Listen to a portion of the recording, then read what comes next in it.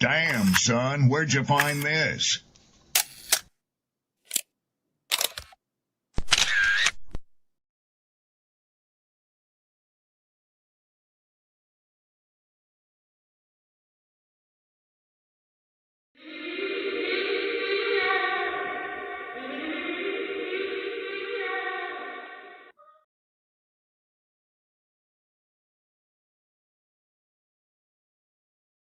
People don't be offended by the truth. They be offended because you called out the truth. Simple as that. They don't want to hear any other narrative that makes them look bad. And one thing I can't stand at this big grown age is somebody who act like cause and effect does not exist. Like, yes, your actions caused this outcome. Yes, what you did lit the match. Like, why are you surprised and playing victim? Guys, Chico, they never lied. That's how you know somebody doesn't respect you. They listen to reply, not to be understood. They cut you off. They minimize what actually matters to you. They laugh at your boundaries, and then they call you sensitive when you try to hold the line. They show up late. They cancel last minute, forget the things you've told them, because in their world, your time, your energy, even your voice aren't a priority. They're just an option. You see, there are two kinds of people. Those who adjust when they realize they've actually hurt you, and those who expect you to adjust so they don't have to change. You don't need to be disrespected loudly to be disrespected deeply. Sometimes you'll see it. It's just in their tone, in their patterns, in the silence after you're known. Respect isn't what they say when they're watching. It's how they act when they think you'll tolerate it. Mantra, slave songs, slave ship, rip skin, made me rip bones. But no matter how close I am, my ancestors speak. They tell me the tide is a friend on us like real weak. I haven't been getting sleep. Longing to sing until I surpass peak. Until they think we are equal, please. All I want is peace. My ancestors beat drums until their bones would bleed. Begging the generations remember our story. Good morning, good people. Peace and blessings. Glory, praise, and honor to the Most High. Thank you for pulling up. Grab a seat, get comfortable, get you a coffee, get you a tea, hot chocolate, whatever you prefer. We got some stuff to talk about this morning. Shout out to my poets, writers, content creators. Just grateful and humble to be here with y'all. I got Coach here in the building. Salutes to that brother. Grand Risings, good morning, man. What's the word? Man, morning. How you feeling? I'm good, man. Still a little high off that last show we did last night. That was a dope segment, man. Shout out to Zay. Just from start to finish. Yeah, no, I agree with you, man. Had a good time last night. Everybody showed out. This one is another one, man, that I had to sit with for a while. Had this video for a couple days, but I never really sat and thought about what she was saying. But since we're here now, we can dissect this a little bit. So I want to know how much of it is accurate, how much of it is just her saying a bunch of stuff that just sound good, and whether or not any of it is true. So I'm gonna bring this up on the big screen, just in case if people don't know what we're talking about. The woman here that you're about to watch, she said a lot, and I guess when it boils down to it, is this from wisdom, or is this from pandering, or she's trying to reach a specific group of people by saying things that sounds palatable. So let's go ahead and run this clip. Okay. Have side chicks, and the truth men won't admit and women don't understand. Where do I even start? Men don't have side chicks because they necessarily found somebody better. They don't do it because they've stopped loving their women. They do it because they've stopped loving the version of themselves that they have become. A man chooses a wife to show the world that he is respectable, stable, responsible, man who does everything right, right? But the side chick, she's not competition. She's not the upgrade. She's the mirror where he sees the version of himself that he lost. That version matters because every man loses himself at some point in his life. The aggressive hunter, the man who chased, the man who felt desired, the man who felt free, the man who felt admired, the man who felt powerful, the man who wasn't buried under responsibility, pressure, and expectations. Marriage, fatherhood, life, they turn men into machines, providers, problem solvers, quiet warriors who carry everything on their backs every single day. And somewhere in that grind, he loses the wild part of himself, the confident part, the masculine part, the part that felt alive. The side chick doesn't give him love. She gives him oxygen. She makes him feel like the man he used to be or the man he thinks he used to be. This is why men do not cheat. Why men have side chicks and the truth. Why men have side chicks.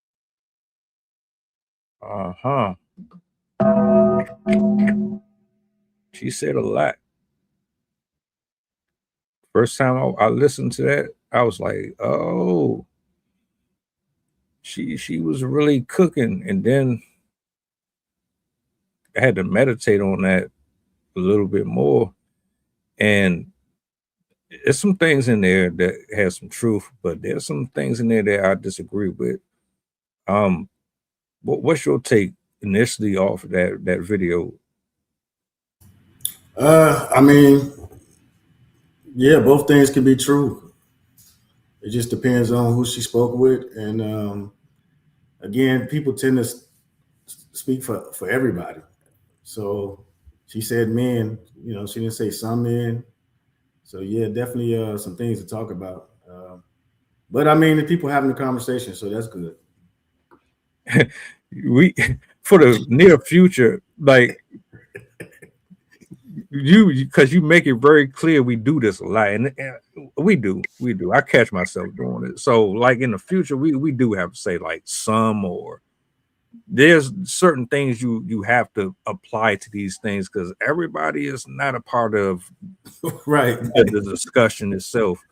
Right. Let's address the specific men that she's talking about. Is this a midlife crisis? Is this, oh, I'm older, I don't get to run the streets anymore, I'm not Ric Flair profiling and styling, and I ain't got a whole roster no more, I'm driving a Caravan and I don't feel like I'm desired no more, so I just want to feel like I'm still wanted. Let me go out here and test the waters. I still love everything I got going on over here, but I need to still feel like I'm that guy. Again, man, because it's just not that simple. Because like you just said, just using your example, for whatever reason, and I'll use her reason. She said truth that men won't admit. So I kind of had a problem with that right there. How is it a truth if no man admits it? Where did you what's your measuring stick? How did you get validation from it? You know what I mean? So it's already painting men in a bad light by saying we're being manipulative. Men are being deceptive, deceiving, and which some people might be. But again, she just said men are like that. And then she said, stop loving the version of themselves, kind of like you might have hinted to. I don't really subscribe to the whole midlife crisis thing.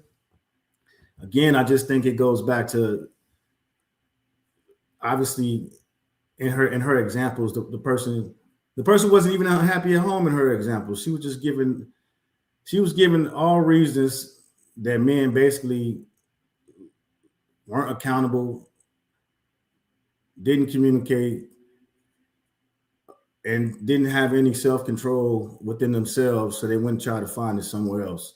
And I don't agree with that, but Yeah, that's what it sounds like to me too. We have this thing where men speak on the perspective of women and why they operate the way they do, and vice versa. That's what I hear when I listen to this. And look, man, there's nothing wrong with giving your own perspective of it, but I would rather you actually, I don't know, ask me or have the conversation with the other person. Have the women in the room, have the men in the room, and then yeah, I can go ahead and throw all of this out there in the mix. But she's assuming, and it's coming from somewhere. Like she didn't just come up with that for no reason, right? I can't speak for all men. I'm gonna tell you right now, for me, if I'm locked in, or like I have my eyes and my mind and my heart set on one specific person, um the discipline in me is not going to allow me to stray off nowhere else. I don't care if I'm 50, 60 years old, right? Because that's how I was raised. um I feel, or I look at what she said, and it's like, yeah, you're trying to lump everybody in the same boat because of your experiences, and you can't do that. Because what you're saying, you're trying to tell me that every man out here is always going to have somebody waiting in the wing just because they just want to feel like a part of their past is still with them, or they don't want to let go of who they used to be or something like that. And that's not the case. Most of the time when we progress and we get older, it's not all of us, but it's a majority of us. We do not want to continue on in our old ways. We want to be better than what we were. So I definitely disagree with that part. No, yeah, I agree with what you're saying. It talks what she said. It leaves a lot on the table as far as men growing. You know what I mean? Like you just said, and that maturing, the maturation part. As if you can't evolve. And in those relationships, you will hope that the conversation piece is being had. And then sometimes if those two don't grow together or evolve, then I can see then, you're using that as an example. But you got to get, again, give both perspectives. You got to tell us why. You just can't say these things are happening.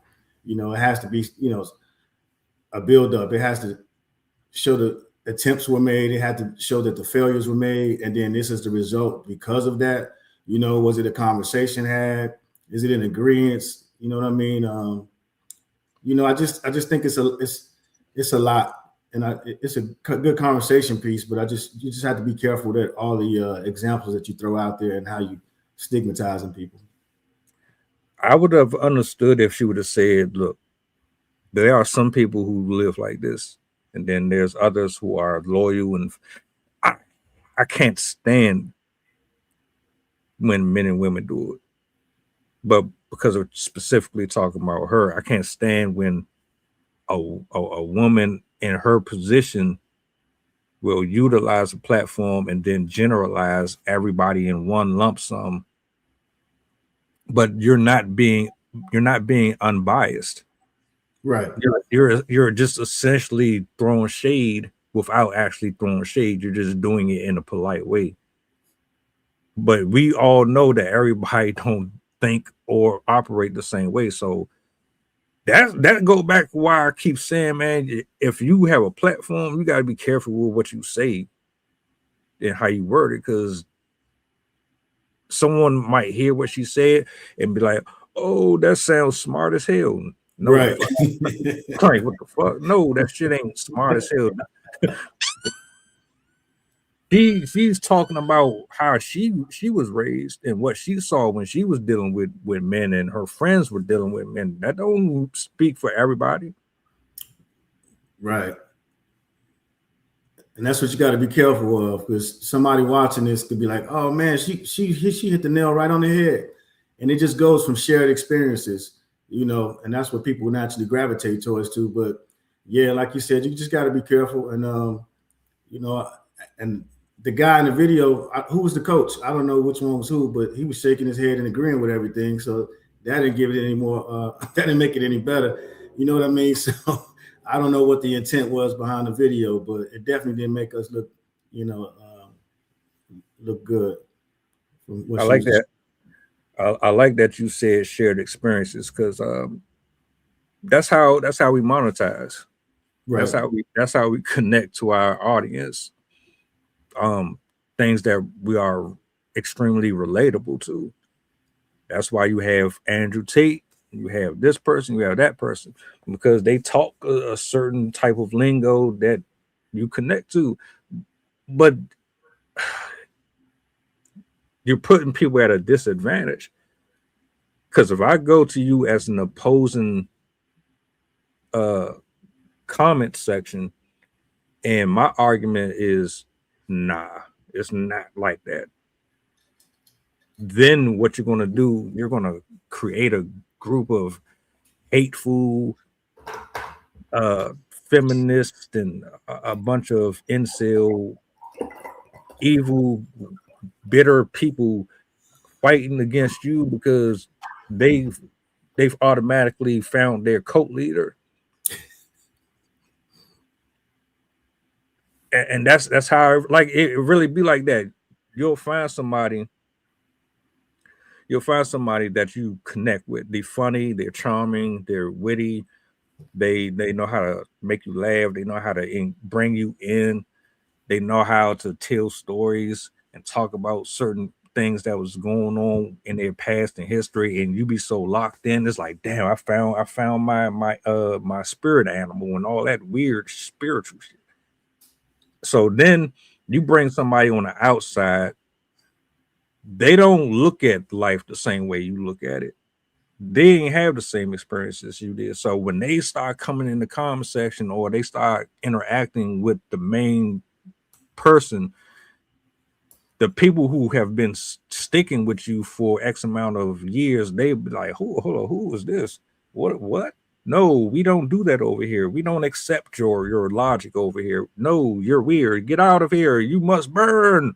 I can't stand that stuff. So try to be open-minded with everybody's points of views, because you might get something out of that you're not getting from that person. Her specifically, she's saying all men basically they can't be loyal. They don't have the willpower to do so. Essentially, they're just running off of pure, raw, unadulterated testosterone, and they're just dogs in heat constantly.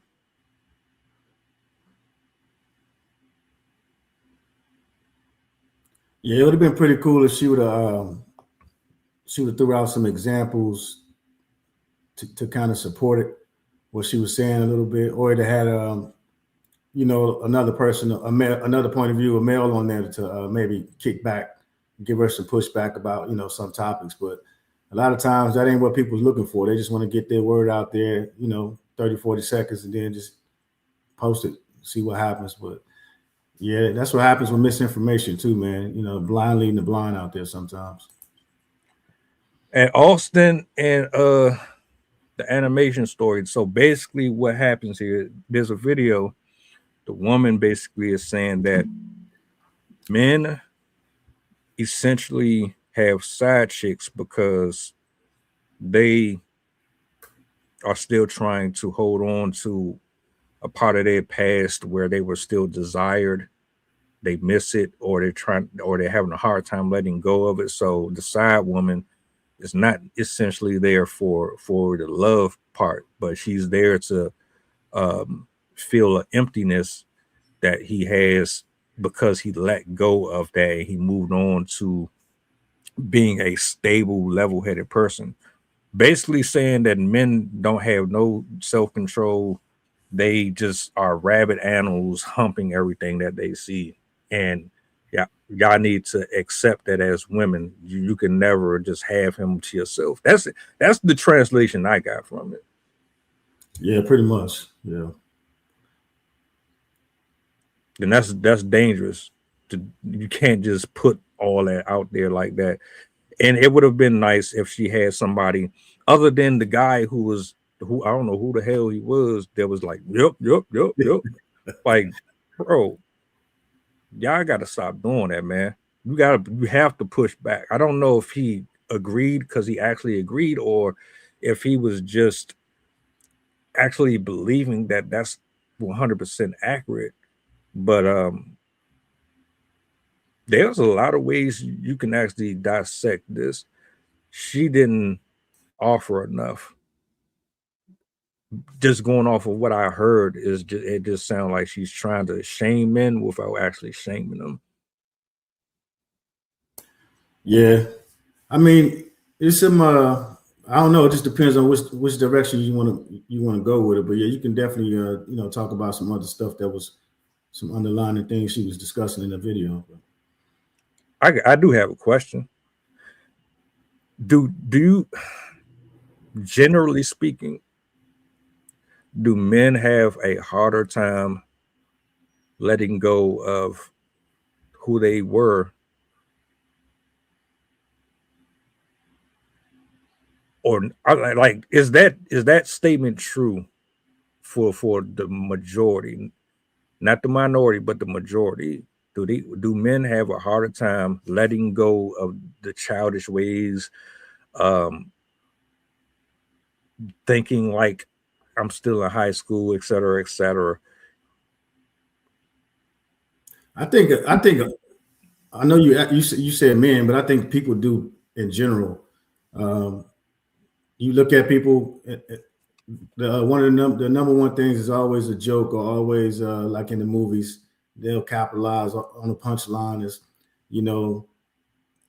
high school reunions, people wanting to go back and see who's where they're at in their lives, or they'll depict the story of a man talking about how he was the high school football quarterback, or what I'm saying, prom king, or in one of the funniest movies that's been out, the line was one time at band camp. You know what I'm saying? It's always somebody relating back to something that highlights it, in their lives, and using that as a benchmark. And I don't think there's anything wrong with it, but to answer your question as far as for letting go, that part may come if they aren't as successfully in their lives as they're moving forward, because at those earlier years, those primitive years, those might have been the high points. And if they didn't say make it to college or make it to the pros, then that might be something that they just kind of dwell on. And you can't develop a unhealthy PTSD from that type of stuff too, man, because if that's when, everybody said you were at the cream of the crop, you were the best version of yourself, and you were getting all the attention and the accolades. And then after that goes away, mentally, what does that do to your mental health? Because that's like one of the extreme cases of, dopamines of a high that you can get to. And then when you come down and crash from that high, what do you do and how do you bounce back? If your goal is to say, make it to college level, then, the collegiate level, make it to the pros, and you don't do it, that's a mental health or a trauma that we don't necessarily talk about. So you could reminisce and talk about those years, as they say, the glory days. If you don't necessarily find something else to supplement what you were doing when you was getting that high from playing ball, you know what I'm saying? So yeah, that can be a form of trauma. And especially if you don't get it treated, and you don't talk to somebody about it, and you don't find something to supplement that in life, then I don't see you supplementing that with a side chick. But that could be a case that you do something like that because you're looking for that gratification from somebody, and you may not be getting it from your partner at home. So that could be an example that she was using. So to answer your question, yes, that men can do that, but that can be on both sides. Because like you mentioned earlier, those extreme highs and those extreme lows. And then at the end of the day is if somebody was with you, you don't necessarily need somebody with you at the extreme highs because you're getting the praise. But if you have somebody with you at those extreme highs, then they can at least help you balance it out. And then vice versa when you come down from those highs and hit those lows. I agree 100% because I personally have been in that specific situation before, and it's unhealthy. It really is. And it's not even necessarily what she failed to mention and break down with this as well is it's not necessarily the woman itself. It's you're supplementing for something, and that could, like you said, it could be a number of things. It doesn't necessarily have to be a female.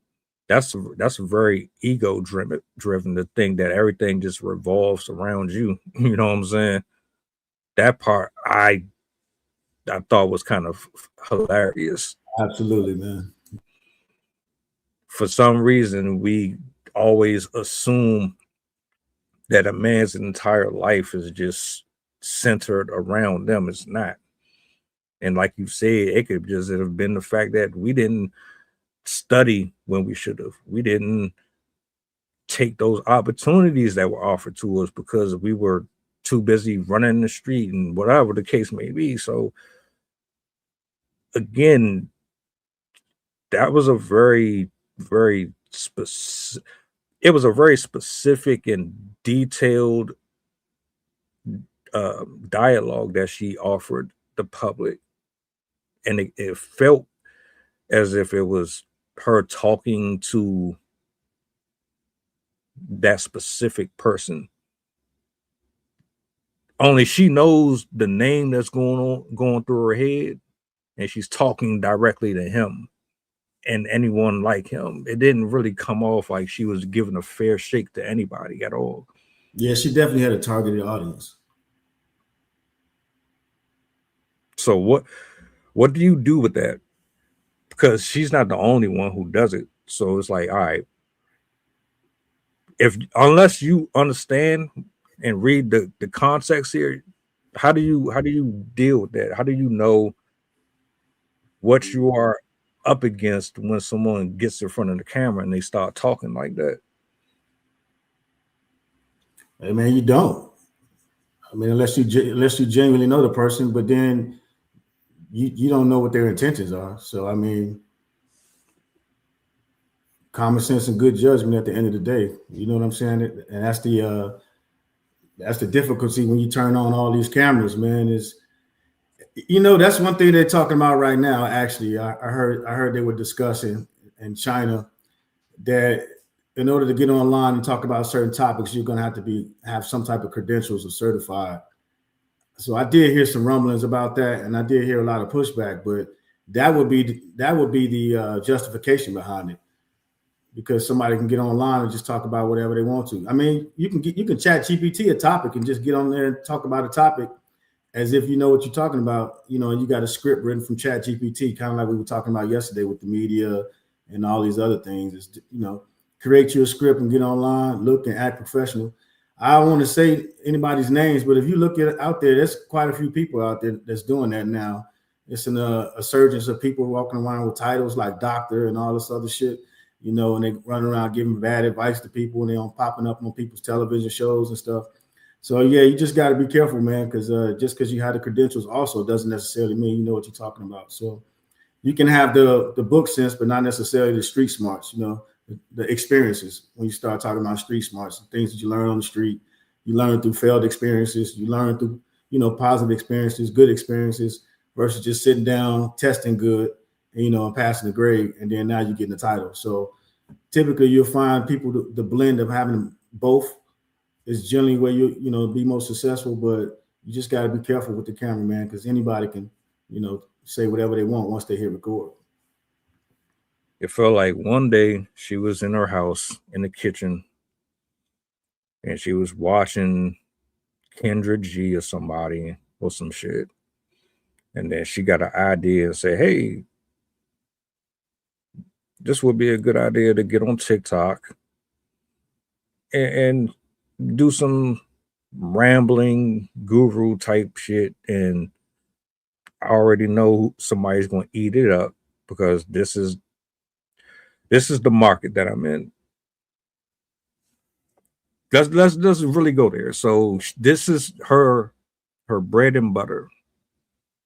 The topic alone tells me this is what she consumes. This is what she listens to.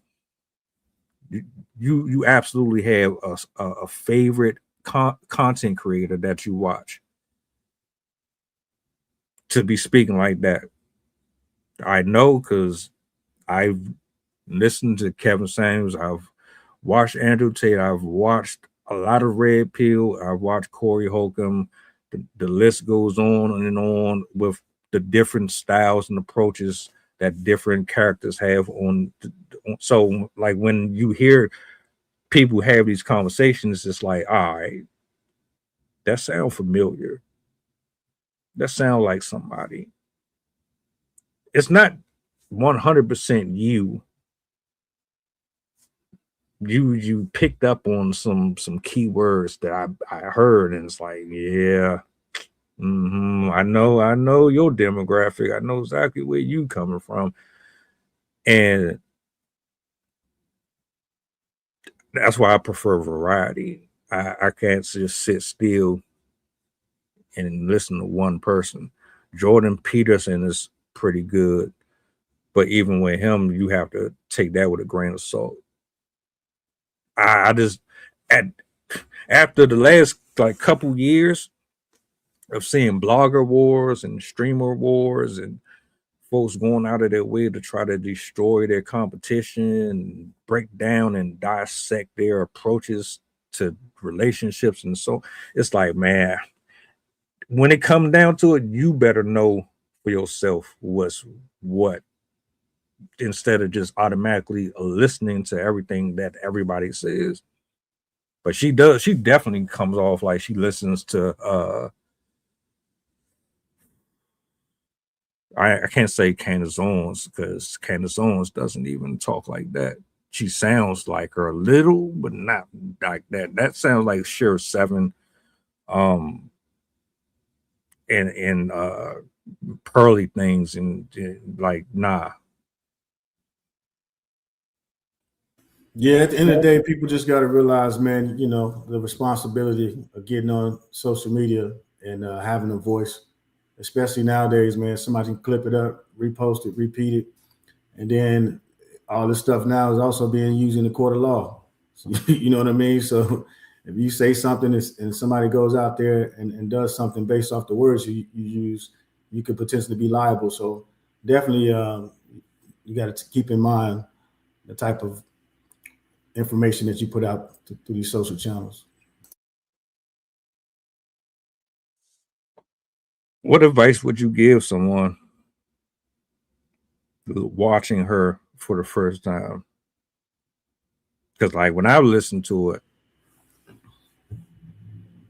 I had to listen to it again just to make sure I heard her right, and then I had to make sure that what I was listening to was accurate. Everybody's not going to do that. They're going to hear Yeah, that. not true. I would just say, man, if anybody you listening to online, do your homework.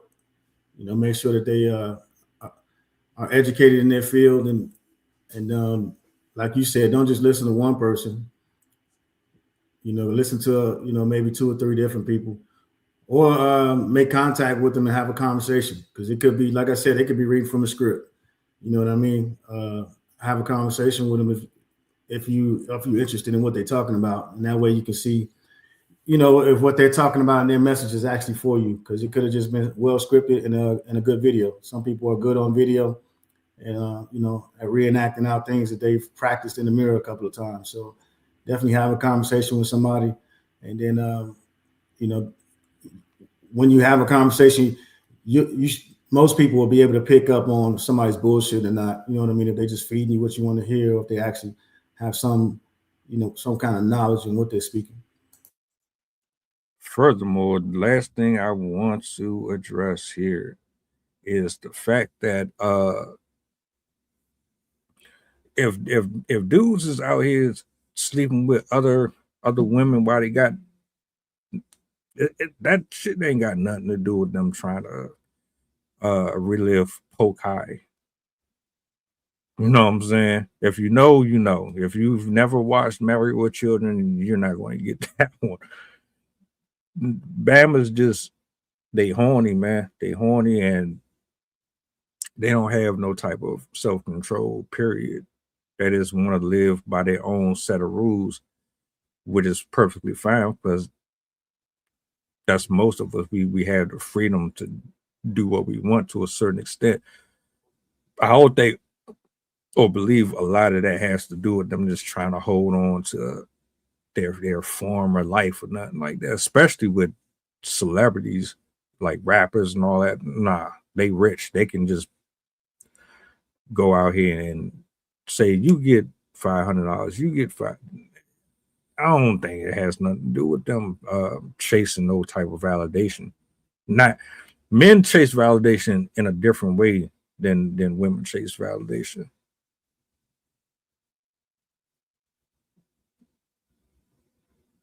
Some men chase validation differently than others. I must say that. Everybody's not looking for it. It's not that serious. Yeah, I mean, I don't know, man. Again, it's just based off of who she's talked to and who she spoke with. But I mean, for men that are out there looking for that kind of stuff, I'm sure there's other media and other forums out there for them to go search and get that information from as well. Just like she's providing a source to her, whoever her followers are, or the people that's watching her content. So again, I'm sure she has a targeted demographic to who she's talking to, and they're coming back for more of it. What do you think prompted her to speak on that? I don't know, man. It could be a hot topic right now. Maybe somebody might have asked. Who knows? I know you've mentioned a couple of times. We're in a time around where I guess people are feeling more freely and open to kind of do these types of things. So maybe that's something that's just kind of generating content. Or maybe she thinks she's educating women. She's empowering somebody. Maybe she thinks that. Maybe she believes she has a good insight on why men are doing it, and she's taking her opportunity to empower some people or educate some people. Who knows? I would love to know, why don't we just ask? But then I'm gonna say, well, we do ask, but we don't really believe we're going to get the honest answers. Yeah, she started out saying truth men won't admit. That was the opening line of her video. So why would you ask if you think men ain't going to admit it? So better to make up a narrative and run with it. That seems to be the content game nowadays. That sounds like BS to me, because I think men are more transparent about these things than women are. Some. Yeah. It's definitely worth having a conversation, man. I mean, I'm sure if somebody hit her up and asked her why she thought that way, if she felt like having an open conversation, maybe she'd do it. That would be interesting. Yeah, it would. It'd be interesting. All right. What would, if you were sitting face to face with her to have this conversation, what would be one of your questions? I would just ask where she got the information. Did you speak to, a group of friends, male, female? If so, what type of information you got, and or are you using past experiences? Because it's all about the resources when you're giving out information and you're speaking matter of factly. So that would be the important pieces. Where did you get the information? How reliable are the sources? Yeah. I'd say it would be about the same. I would also ask her, is this a conversation that you've had with men, or is this something that you just discuss amongst your own peers? Because it doesn't really come off as if you got this conclusion from men itself. It feels as if this is derivative of someone else's talking points. I would want to know exactly the same thing. Or a better question would be: are you open to a conversation, and are you open-minded? Because even though these are your points, and they very well may be valid, are you stuck in these points? As they say, standing 10 toes down, or are you willing to have an open-minded conversation and maybe believe that your points can be swayed one way or the left or the right? That's probably the first question you got to ask. Because right. Yeah. What you say? Put a disclaimer out there. Absolutely, yeah. Put that disclaimer out there. Because you go down these roads, some people don't know how to stay on task. They'll get very sensitive, very defensive. It can turn into you asking a question to them, asking a question with a question that throw you off of the main topic itself.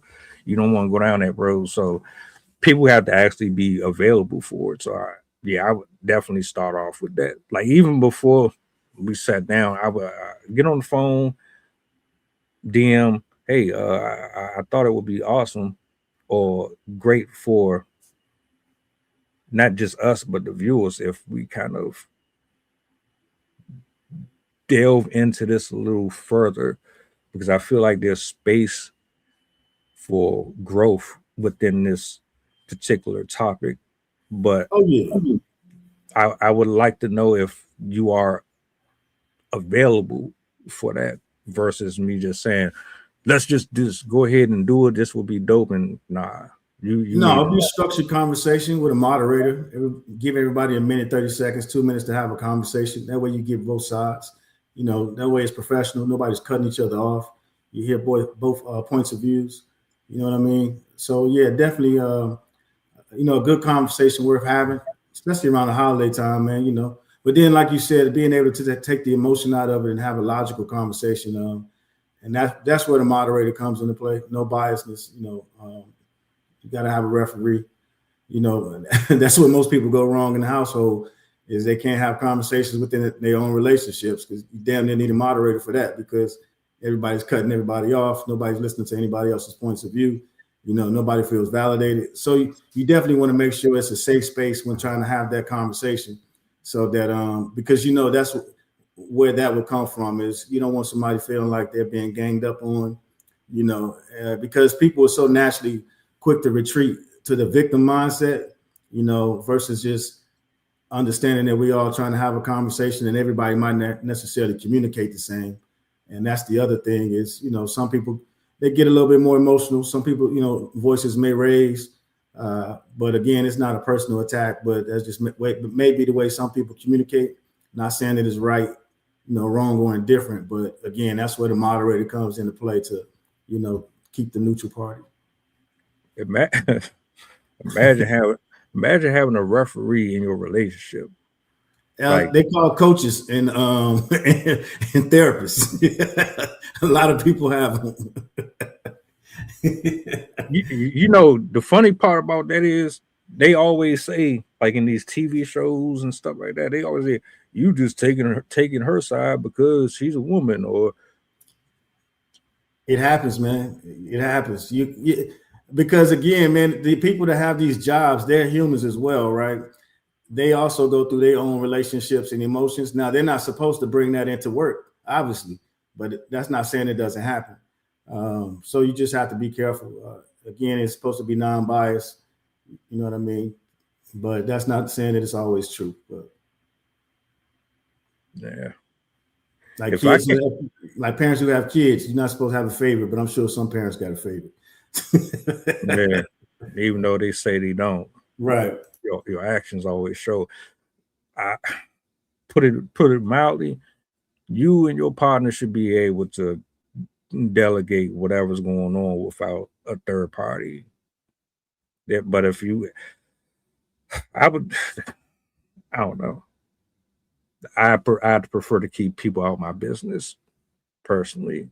Everybody don't need to be in it unless it's extreme measures. Uh, my final thoughts on her though. No, not even on her. Just the dude who was involved in the video, bro. You can't do that, man.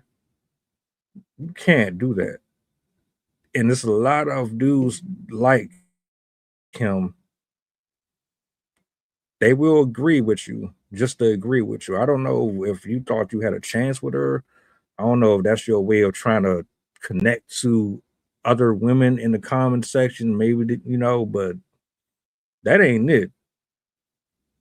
Like, I could understand if this is her being truthful completely, and you're kind of like, yeah, and you're giving little details. I need details. I need to know why you believe this and why you see it that way. Don't just tell me this and I'm just supposed to eat it up. Nah, you just up here like, yep, oh, yep. I think a lot of people get nervous with this online thing because you can easily say the wrong thing and then the comment section will fry you. And if you didn't necessarily come here for that, then I think people, the problem is they straddle the fence, and you can't straddle the fence. You got to pick a side, and I think that's the issue. Is people haven't found that common denominator on what do they want to do while they're online. Do you want to make everybody happy? Do you want to make a certain demographic happy, or a certain niche, as they say? It just depends. And I think, when people go online, they haven't necessarily made that decision yet. And once you fully commit, I think, that's when you can have a better product. But, when you swaying both sides of the fence, it turned out like that gentleman did in the video, just shaking his head and bobbing his head to everything that was being said. Yeah, and that creates more problems than solutions, because they'll be looking at him like, well, if he agreed, then that means that all men agree. And no, that's not the case. We have pushback. Pushback is necessary in some situations. He's been very passive.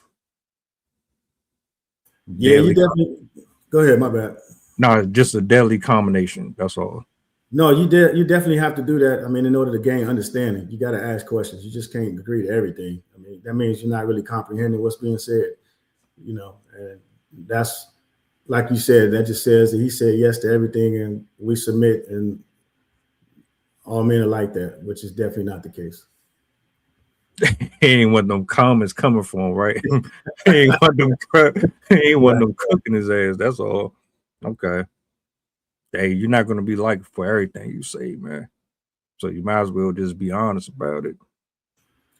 Yeah, man. I told you what's applicable in the streets is slowly transferring over to online, man. I mean, you can't hide it from it, man. That's a fact. That's a fact. Any final thoughts on her entire thesis here before we get out of here? I hope this does. I'll just like you said earlier, you can't put everybody in the same box, man. You got to be careful when you speak. Words have meaning. You can't generalize and speak of all. And we do that a lot when we speak, and you just have to be be cognizant of it. And then just be matter of factual. Speak on what you know about, and don't speak on what you don't know about. If you don't know, then you're doing more harm than good by just putting fictitious narratives out there in the universe, man. That's a fact. That's a fact. Do y'all see the QR code up at the top of the screen? Well, if you need, further assistance with some things, That's the guy right there. Hit him up. You know what I'm saying? Very professional, very poignant. You definitely will be doing yourself a solid, you know, because everybody's not going to be what you need in 2025. We have too many people just trying to capitalize off of the pain and the disillusions that are being spewed out here on a daily basis. So yeah, I just wanted to throw it out there before we closed out and say thank you for being here this morning. Another great conversation. Shout out to the people that pulled up for the stream. We got another show for y'all later, so pull up, tap in, and yeah, enjoy the rest of y'all day.